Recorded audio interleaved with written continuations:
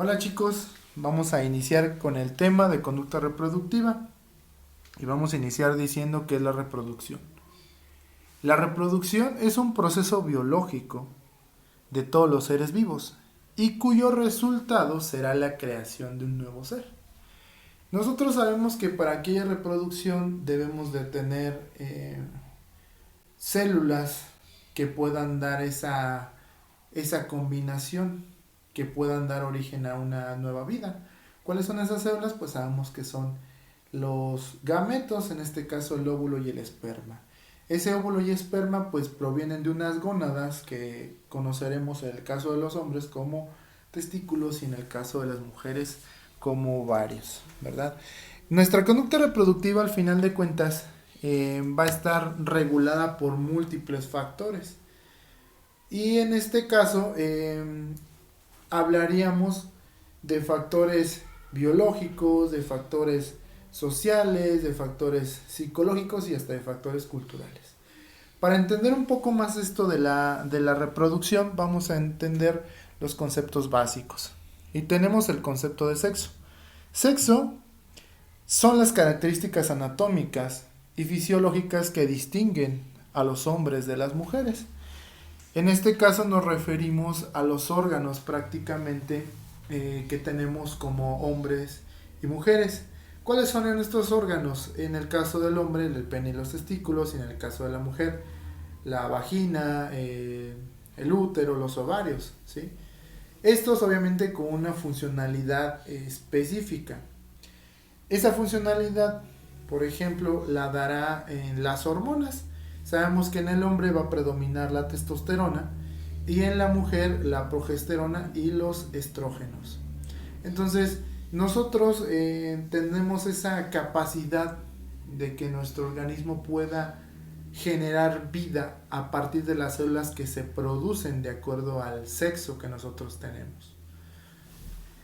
Por otro lado, tenemos el concepto de sexualidad. Entonces, muchas veces sexualidad y sexo se confunden. Nosotros podemos definir a la sexualidad como las manifestaciones biológicas, psicológicas y sociales relacionadas con el sexo de una persona. O sea, que el sexo es parte de la sexualidad. Podemos decir que entonces la sexualidad está compuesta de tres esferas. Una sería la esfera biológica, que sería el sexo. Otra sería la esfera sociocultural, que en este caso sería el género. Y finalmente tenemos la esfera psicológica, en la que entraría la identidad de género y la orientación sexual. Entonces, la sexualidad sería como es el modo de comportarnos, de sentir, de pensar y vivir como un ser sexual dentro de una sociedad. ¿Sale? Y por último tenemos el género. El género es un conjunto de atributos simbólicos, sociales, políticos, económicos, jurídicos y culturales asignados socialmente al ser hombre o mujer para convertirse en hombre o mujer. Es decir, que se atribuyen formas de comportamiento, valores, actividades, etcétera, que van a establecer los roles y estereotipos a partir de los cuales se van a construir esas identidades. Entonces el género está hecho o está construido, o más bien serán las diferencias por construcciones culturales de lo femenino y lo masculino. ¿Sale? Entendiendo estos tres conceptos, podemos ahora hablar un poquito de la diferenciación sexual entre los hombres y mujeres. Sabemos que nuestra diferenciación no es solamente por los órganos, sino es por muchas características. Por ejemplo, a nivel cromosómico, sabemos que las mujeres son, su cromosoma sexual es XX, mientras el de los hombres es XY. A nivel genético, aquí es importante mencionar que todos los seres vivos en la etapa prenatal del desarrollo, es decir, en la vida intrauterina, tenemos ese desarrollo que prácticamente dice en un libro que la naturaleza es crear una mujer. Entonces nuestros órganos prácticamente en esa etapa del desarrollo están programados para que desarrollemos un aparato reproductor femenino. Sin embargo, el gen Y, o más bien el gen que se encuentra en el cromosoma Y, va a modificar estas estructuras de tal manera que se pueda cambiar el sexo de manera genética, ¿sale? A nivel gonadal, pues sabemos que las gónadas son solamente dos estructuras, en el caso de la mujer los ovarios y en el caso del hombre los testículos. Ya hemos mencionado las hormonas y también los órganos sexuales que nos van a diferenciar entre tanto externos como internos, ¿no? Y a nivel cerebral, bueno, pues eso también es importante porque aquí se habla de que la mujer pues tiene un mayor desarrollo del cuerpo calloso que une ambos hemisferios cerebrales. Entonces, en este caso, la mujer podríamos decir que en cuanto a su conducta reproductiva tiende también a tener influencia de lo que piensa o lo que siente, o sea, a través del sistema nervioso central, pudiéramos decirlo. Entonces, esa sería una diferencia entre que el hombre puede ser un poco más instintivo y la mujer un poco más emocional, ¿sale? Como mencionábamos, todos tenemos 46 pares de cromosomas, es decir, 23 que vienen de un cromosoma, de una célula, perdón, femenina, y 23 que vienen de una célula masculina, ¿no? Entonces, el que determina el sexo siempre va a ser el papá, ¿no? Porque los óvulos siempre traen ese cromosoma sexual que es XX y el hombre tendrá XY. Entonces, si combinamos una X del espermatozoide con una X del óvulo, saldrá una mujercita. Y si combinamos la Y del esperma con una X del óvulo, pues se conformará un hombre, ¿verdad? Entonces, hay que entender esto, que la determinación del sexo se hace con la fecundación, ¿sí? La fecundación va a ser el punto que va a determinar el sexo genético. Ahora, nosotros tenemos 46 pares de cromosomas, ¿sí? Pero hay que entender que la mitad corresponde a cada célula. Entonces, cada célula tendrá 22 pares que van a determinar el desarrollo físico. Esto es independiente del sexo. Y tendrán un par donde tendrán los cromosomas sexuales que van a determinar ya propiamente el sexo. ¿Cuál es ese par? Pues el par XX o el par XY, ¿sale? Entonces, continuando en esto, el cromosoma X y los 22 cromosomas asexuados en hombres y mujeres contienen toda la información para que se desarrolle el cuerpo de cada sexo. Pero la exposición a hormonas antes y después del nacimiento será la causa del dimorfismo sexual. ¿Ese dimorfismo sexual qué es? Pues son las diferencias morfológicas y fisiológicas que van a caracterizar y a diferenciar a los dos sexos en una misma especie, ¿sale? Entonces todos tenemos ese dimorfismo sexual. Ahora, ¿de dónde vienen estos gametos? Pues estos gametos sabemos que se producen en las gónadas. ¿Cuáles son las gónadas? Ya las habíamos comentado, me voy a adelantar un poquito. Aquí están. Las gónadas en el caso de la mujer, los ovarios; en el caso de los hombres, los testículos. Esta palabra gónadas viene del griego gonos, que significa procreación. Estos van a producir los gametos. En el desarrollo embrionario, imagínense que incluso ya la sexta semana de vida, estamos hablando casi del mes y medio, tenemos gónadas indiferenciadas. Y estas gónadas indiferenciadas se pueden transformar hacia ovarios o hacia testículos en ese momento. Pero como decíamos, vamos a tener un gen del cromosoma Y, que es SRY, se va a unir a estas gónadas, al material genético, y entonces de estar indiferenciadas ahora se van a producir los testículos. Y esos testículos van a tener una función ya propiamente. Y va a haber partes que van a estar controladas por las hormonas. Las hormonas, al final de cuentas, tienen dos efectos. Los efectos que son organizadores y los efectos que son activadores. Cuando hablamos de efectos organizadores, pues estaríamos hablando de cómo es que esas hormonas van a producir una diferenciación, ¿sí? O sea, como los genitales que eran indiferenciados se convirtieron a masculino. Y por otro lado, el efecto activador se verá ya de manera postnatal, eso lo veremos ya en el desarrollo, en la pubertad, porque ya en la pubertad es cuando empiezan a tener o se empiezan a desarrollar los caracteres sexuales secundarios, ¿verdad? Entonces, vamos a entender ahora que los órganos sexuales internos, al principio del desarrollo son bisexuales. Estos van a contener precursores, que son los conductos de Müller y conductos de Wolff. Cuando nos hablamos de precursores, estamos hablando de algo que va a generar una estructura de manera futura.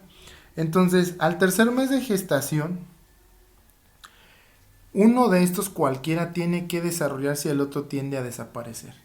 En el caso de los conductos de Müller, va a dar origen a las fimbrias, a las trompas, al útero y a los 2/3 de la vagina. Y en el caso de los conductos de Wolff o el sistema de Wolff, este dará origen al epidídimo, al conducto deferente, a las vesículas seminales y a la próstata. Entonces, para entender esto, el sexo va a depender de la presencia o la ausencia de las hormonas producidas por los testículos. Entonces, si estas hormonas están presentes, se desarrolla Wolff, ¿sale? Los conductos de Wolff. Pero, si estas hormonas están ausentes, seguirá un curso natural hacia los conductos de Müller y por lo tanto dará origen al aparato reproductor masculino. Ahora, femenino, perdón. Ahora, ¿cuáles son estas dos hormonas? Bueno, tenemos la hormona inhibidora del sistema de Müller y la testosterona, ¿sale? Otra vez. ¿Cuáles son las hormonas importantes? La hormona inhibidora del sistema de Müller y la testosterona. Bueno, en este caso serían los andrógenos, ¿sale? Entonces, esta hormona inhibidora del sistema de Müller va a tener un efecto desfeminizante, ¿sale? O sea, va a evitar que se desarrollen los conductos de Müller, porque si no hay algo que evite ese desarrollo, pues va a tender a desarrollarse esa parte, ¿no? Entonces, y por otro lado tenemos los andrógenos, que estos tienen un efecto masculinizante. O sea, los andrógenos son los que te van a dar ya el propio desarrollo de las gónadas masculinas, ¿sale? Entonces, el sistema de Wolff tendrá receptores para los andrógenos y estos van a impulsar su desarrollo, y el sistema de Müller tendrá receptores para la hormona inhibidora que va a bloquear su desarrollo. Ok. Y pues esto es lo que decíamos, nos va a ir diferenciándose prácticamente ya hacia el tercer mes de vida, en este caso ya intrauterina, ya hay una diferenciación, o sea, ya hacia las 12 semanas ya se empiezan a distinguir entre si va a ser niño o niña, ¿sale? Entonces, ya como hablamos de esto, decíamos, estos órganos sexuales van a depender del desarrollo ya sea de las hormonas, ¿sí? Y hay que entender algo. Hay trastornos del desarrollo. Estos son síndromes que son genéticos. Estos los menciono porque tienen que ver con que probaron esa teoría o lo que se pensaba antes de que prácticamente nos desarrollábamos de manera bisexual, o sea que podíamos ser más bien no que podíamos ser, sino que éramos mujeres de manera natural. Entonces, si no había nada que cambiar, ese curso se transformaría en un hombre, ¿no? Entonces, una de las enfermedades que demostró esa teoría fue el síndrome de Turner. El síndrome de Turner es una alteración cromosómica en la que, decíamos, de manera normal uno tiene 46 cromosomas. Aquí en el síndrome de Turner se tienen 45 y generalmente falta uno, entonces sería 45X0, o hay algunos casos en los que es 45XX, ¿sale? Esto pues es porque hay este síndrome de Turner, el cromosoma que tiene presente, o sea, en su 45X0, es de la mujer, entonces el que falta es el, el del hombre. Entonces, este síndrome se caracteriza porque se desarrollan como mujeres, pero no hay ovarios. Entonces, por lo tanto, al no tener esas gónadas y al no tener, pues, otras estructuras del aparato reproductor, estas mujeres no pueden tener hijos, ¿sí? Entonces, hay muchas características que pueden distinguir a una persona con síndrome de Turner, y dentro de las más comunes es que son de estatura baja, tienen una implantación baja del cabello, tienen algo que se llama cuello alado, ¿sí? O sea, un cuello así como con muchos pliegues, tienen problemas cardíacos, tienen, en este caso les decía, los genitales internos, en el caso de los ovarios, son pequeños, o sea, son de características infantiles. Igual también no pueden reglar, y en cuanto a los órganos externos, puede haber, pero son muy rudimentarios, es decir, o sea, es a lo que referíamos, tiene órganos, tiene infantilismo sexual, vaya. Por otro lado, también tenemos otro síndrome. Este síndrome es el de insensibilidad a los andrógenos. Entonces, lo que decíamos, este síndrome de insensibilidad a los andrógenos, o a la testosterona propiamente, vamos a tener que hay una alteración en los receptores. Entonces, no hay ese efecto masculinizante. La hormona inhibidora va a seguir produciendo su efecto desfeminizante, y los genitales externos van a ser femeninos, y en la pubertad pues va a desarrollar un cuerpo de mujer. Pero obviamente que este síndrome también tiene que ver con que va a tener muchos problemas en cuanto a fertilidad, ¿sí? Porque por lo mismo igual puede tener los genitales externos de manera femenina, puede verse como una mujer, pero prácticamente las características son diferentes, ¿sí? También, bueno, este síndrome de insensibilidad a los andrógenos, hay una variante que se conoce pues como el síndrome de Morris, ¿sale? Entonces es una mujer aparentemente fenotípica, o sea, tiene características de mujer, pero a nivel genotípico es un hombre, ¿no? Y por último, para mencionar esto, tenemos el síndrome del conducto de Müller persistente. Esto pues es un fallo en la producción de la hormona inhibitoria, o bien hay una falla en los receptores. Hay un efecto masculinizante, pero no hay desfeminización, o sea, van a nacer con los dos conjuntos de órganos sexuales internos. Entonces, por un lado pueden tener ovarios, pero también pueden tener testículos. Obviamente son muy rudimentarios, no sirven. Los testículos están generalmente en el abdomen, ¿sí? Y aunque de manera externa pueda parecer un hombre, pues les decía, va a tener ese componente de los dos aparatos reproductores.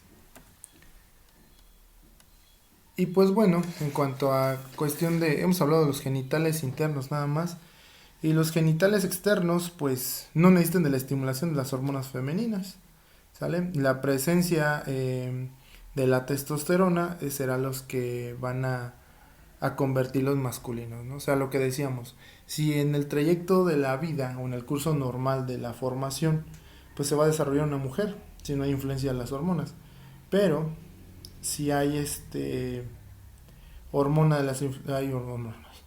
hay influencia de las hormonas masculinas, entonces se desarrollará un hombre, ¿sale? Entonces, eso sería en pocas palabras el resumen de lo que llega a suceder en la vida tanto intrauterina, que tendrá que ver cómo tenemos los efectos organizadores y cómo de las hormonas, ¿verdad? Que puedan describir entre el desarrollo de un hombre o una mujer a nivel pues genético. Espero que haya quedado entendido esto. Si no, cualquier duda, pues estamos a sus órdenes.